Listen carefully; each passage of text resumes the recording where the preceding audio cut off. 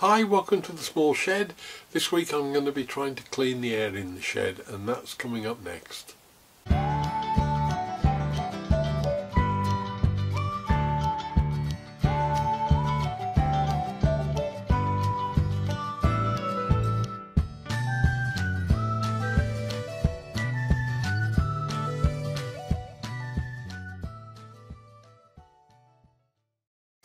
Welcome to the shed. I've got a stinking cold this week, so I hope you don't catch it. One of the things we've got to deal with, having extracted all of the muck out of the air from the tools, is to try and filter anything that's left. There's an awful lot of airborne dust and debris that will still get out there, and I need to get some sort of air filter in. Now, it's not been that easy to do because I haven't got much room, so in the end I've come up with a solution, I hope, and I'll just show you now how that's been built. Now, 6 months in on the shed, there's a couple of things that need dealing with, one of which I touched on in the 6 month review. The other I haven't mentioned before, and that's these things. It doesn't seem to matter what you do, trying to standardise, you always end up with half a dozen chargers. Now, there isn't a huge amount of room in here to put any of the proprietary cleaners in. Even the cylinder ones are fairly bulky. So I'm going down a different route. It may not prove very successful, but we will see. I've got an air monitor that's running all the while, that's giving me information on how bad the shed gets at the moment. When it's all installed and my extract system is installed, I'm going to do 3 separate tests. I'm going to get the circular saw out and a router, and I'm going to do a set amount of work on 3 separate days, starting in the morning from clear start. One of them with no extract and no air cleaning, one with extract and no air cleaning, and one with extract and air cleaning. So I'll be able to tell afterwards whether I've achieved anything, but all I'm going to use basically is a bathroom fan, which may not seem particularly powerful enough or big enough, but these things will shift. I think I worked out the volume that it would clear. It'll do 4 air changes an hour in the shed, so it'll shoot a fair old volume of air. Of course, the obvious question is, where's this lot going to go? And the answer is up in the top corner, up there. So what I'm going to do is put this,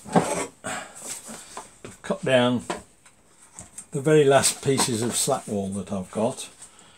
They have now got marking on them for where the timbers that they'll attach to, are part of the roof truss timbers, so that it gives me the free void behind.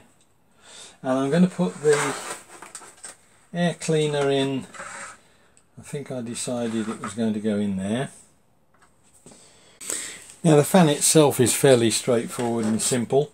It's straight live and neutral wire in. There's no timer on it. This is another one of the bargains that I got when Sainsbury's closed down, Homebase closed down. It was £12 something, I think, so it's not going to cost me a great deal if it doesn't work. I've just checked on the stats. They're 90 cubic meters per hour as a throughput. Now, given that the shed itself is throwing things on the floor, the shed itself is 2.7 by 2.2 as a footprint, which is 5.94, and then it's 2 meters high, roughly, a bit less than that. 11.88. There's a little piece in the middle of the shed which is that sort of shape, that's 1 meter by 1 meter by 500, so that will be half that. It's 0.25 of a cubic meter. So that's just over, loosely speaking, 12 meters cubed of volume of the shed. given that, you're talking about roughly 7 air changes per hour. Now that should be plenty. Found some vacuum cleaner filters from China, which are, they say they are, what I think it's 0.5 micron or 1 micron. They're HEPA filters out of vacuums. They may or may not be. They may be made out of old nappies and they may filter nothing, but I think they will gather a certain amount. The air monitor, quality monitor, will tell me that later on, I'm sure. But they are about the right size for fitting over the front of the fan. And again, I don't know how much that will impede efficiency. We'll wait and see. But that is quite a neat little filter there to fit on the front. So I'll either have 1 or 2 of those on the front. I've got a pack of 10 at the moment. I don't imagine they'll last very long, because I know from the Men in Sheds filters that they soon get pretty badly clogged up, which is good in a way. It means that you know that it is taking stuff out of the air, and as I say, I won't know how much until later on. So that's where we're going at the moment. It only now needs a 4-inch hole to go through there, wire it in and make some sort of a holder for the front. Right, now I've been out in the garage, and fortuitously last year I had a new front garage door put in, and as part of that took out the old door and frame, and it left a little bit of marking on the brickwork where there was mastic and all sorts of things in the brickwork, and I'd got the timber beam over the top that needed cloaking, because I've put PVC cladding on the underside of the roof that goes out in front of the garage, and I bought some plastic trim for these, covering up these bits, and there's a piece left in there. It's the sort of thing that you can get from places like Wickes and B&Q. I think I got this online because I needed quite a bit of it at the time, but it's got about a 1/4 half-inch groove on the back. So what I'm thinking and hoping is that I can slide the filter material into that in 1 or 2 wide, and the fan, this plastic will glue or bolt to the sides of the fan on probably 3 sides of it, so that I'll make the bottom and the 2 sides stick to that, and then I can just drop the filter in, and then that means I can just slide the filter out to change it. See how that goes. It's a good starting point. It isn't costing me anything. So I'm going to cut that down first and just clad the 3 sides of the fan first, and we'll see how that works.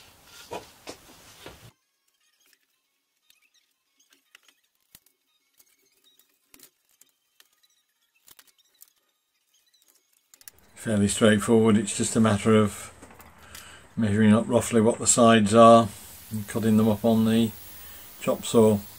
The only real problem is that, like all the other projects at the moment, until the dust extraction is properly working, it makes a mess every time you do anything, but particularly with the plastic, that the static sticks to everything. And I just used a bit of Mitre Bond to put them together, the sides on, a bit of accelerator. Seemed to do the job nicely.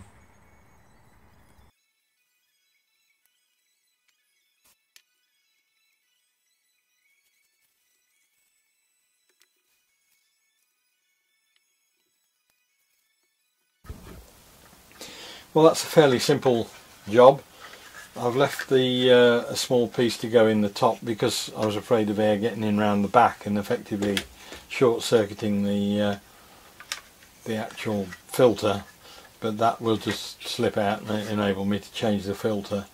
The only thing that I've just discovered that I have got to get my head round is that there are 2 mounting hole screws there and there, which I've now covered over, but I think that's fairly simple. I'll just put a hole through the casing anyway.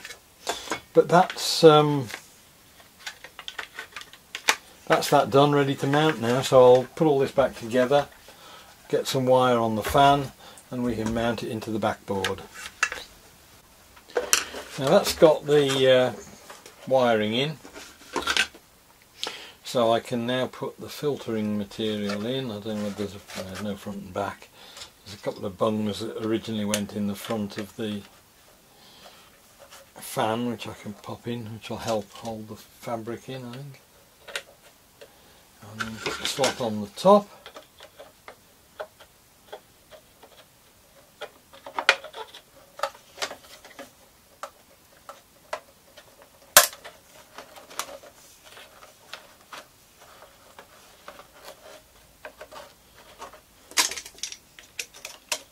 And then the only thing I've got to deal with that is the pair of flaps at the back, which are to stop air blowing back in through an outside air vent. Well, I don't need those, so I'll just break those out, I think, because they're only going to impede the airflow.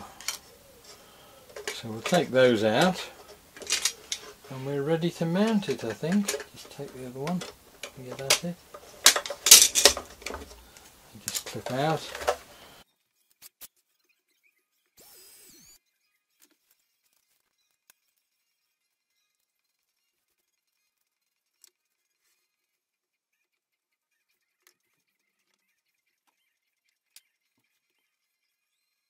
Once again, having the right tools for the job has proved worthwhile.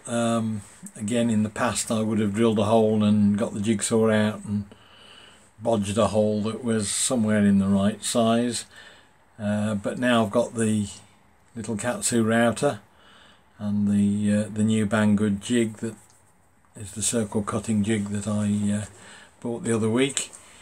Might as well use them, and it's turned out to produce a very nice job. It's a fairly simple matter to just unscrew the bottom plate and screw that new plate on. 4 screws, and then set the distance, put the router in, set the depth, and away we go.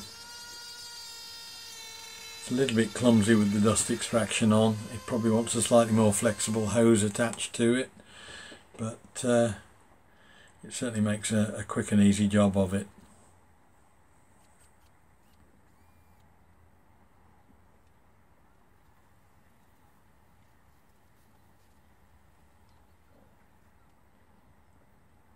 And then I drilled a hole to bring the cabling through from the front to the back so that could be wired in.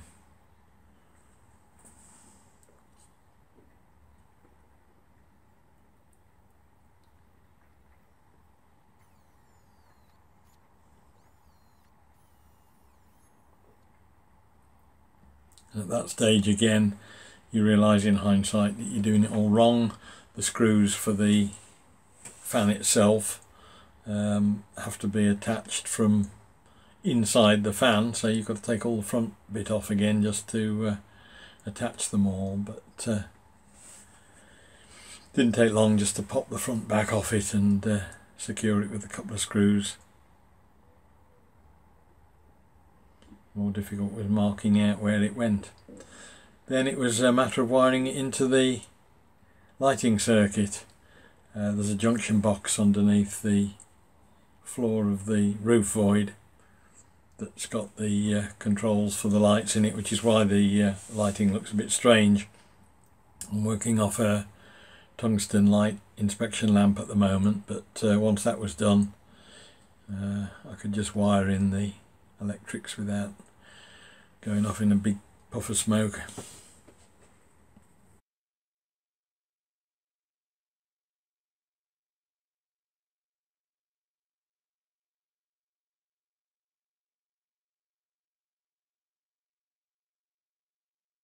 Well, that's the fan installed. I'm not entirely convinced yet that I've done the right thing putting the flat wall there, purely and simply because it's blocked off half the roof space. I might be able to get in from the side, but we'll have to think about that one. And similarly, I'm not entirely convinced that having a load of chargers up there is going to work with long timbers and things like that. So that's on hold for the moment. I'm just going to use it perhaps to hold items up there that aren't going to hurt too much if they fall off on my head. But the fan itself is now in and working. I put the switch on purely and simply so that if I'm doing any filming I can turn it off.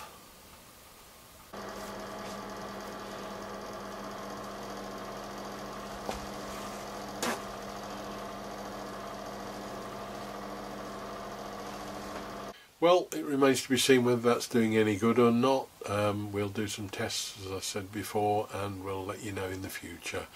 In the meantime, there'll be something else I hope coming up next week, and I'll look forward to seeing you then. Take care, bye. Just as a quick postscript, this is half of the filter that's been vacuumed off. So you can see that after a couple of days it's already starting to do something. Whether it's sufficiently good to be of any use I don't know, but certainly all of that mess that's on the top half of the filter would probably have been in my lungs otherwise. So the initial results look promising. It's just that clearly the size of the filter is going to be the concern, because it's going to have to be changed fairly rapidly, but hopefully it is doing something.